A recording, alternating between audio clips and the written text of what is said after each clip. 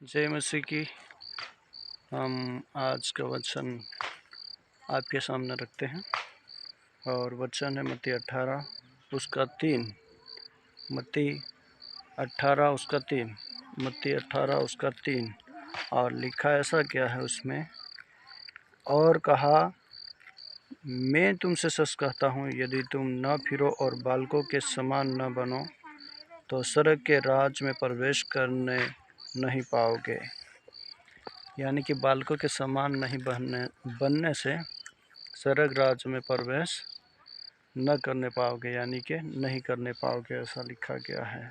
यानी कि बालकों के समान बनने के लिए प्रभु यीशु मसीह स्वयं बोलता है, यानी कि न पौलुस ने बोला है, न चेले ने बोला है, न भविष्यवक्ता ने, लेकिन प्रभु यीशु मसीह ने अपने मुख से ये बात बोली है कि हम बालकों के समान बने। बालकों के समान बनने से यानी कि हमारा सोच बालकों के समान होना चाहिए, हमारा विचार, हमारा चाल चलन, सब कुछ में परिवर्तन बालकों के समान। यानी कि बालक किस प्रकार रहता है, बालक के अंदर क्या क्या गुण देखा जाता है, बालक क्या सोचता है, बालक कैसे रहता है, यानी कि पूरा बालक के समान, चाल चलन में बालक के समान, रहने में बालक के समान। और फिर बहुत सारी चीज़ ऐसी जो है संसार में हम देखते हैं, तो हम चिंता में भी हो सकते हैं और लालच में भी आ सकते हैं और हम झूठ बोल सकते हैं।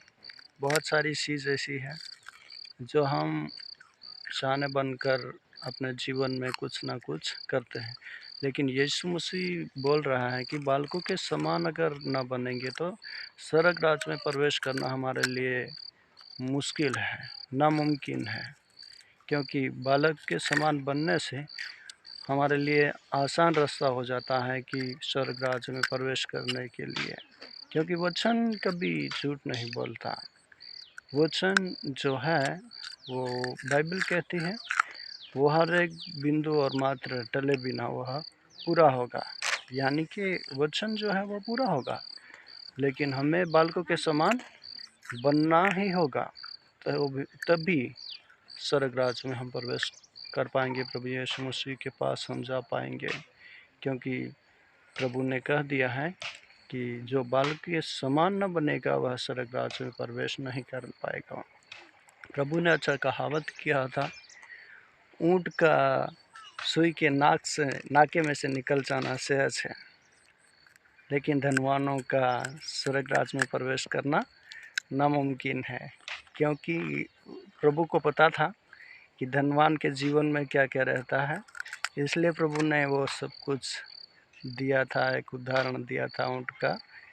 यानी कि इतना आसान तो नहीं है, हम सोच सकते हैं सुई का नाका इतना छोटा होता है, वहाँ कैसे ऊँट निकल सकता है, लेकिन प्रभु ने उतना कठिन बताया था उसको। और बहुत अच्छा लगा वो, क्योंकि प्रभु ने उन लोगों के साथ ऐसा बात किया। वो ढीठ थे, इज़राइल में उस समय ढीठ लोग थे, वो परमेश्वर के वचन को, रीति रिवाज को मानते थे, वचन को नहीं मान रहे थे, इसलिए प्रभु ने ऐसा उनके साथ कहा। और वो धनवान को प्रभु ने कहा कि सब कुछ बेच कर जा और गरीबों को बांट दे और फिर मेरे पीछे हो ले, तो स्वर्ग राज में तो प्रवेश करने पाएगा। तो वो प्रभु यीशु मसीह से उसको गुस्सा हो गया, वो नाराज़ होकर अपने घर को गया, क्योंकि उसके जीवन में वो धन का लालच था।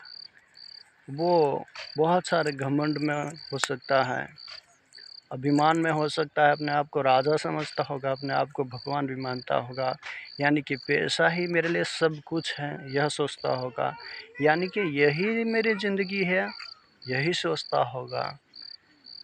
इसलिए प्रभु ने ऐसा उसको कहा, यानी कि हम बालकों के समान अगर वो बनता तो सब कुछ बेचकर गरीबों को बांट देता और प्रभु के पीछे हो लेता और उसके लिए स्वर्ग में जगह मिल जाती, वो प्रभु के स्वर्ग राज में प्रवेश कर जाता। आपके इस वचन के अनुसार प्रभु हम सबको आशीष दें। God bless you. जय मसीह की।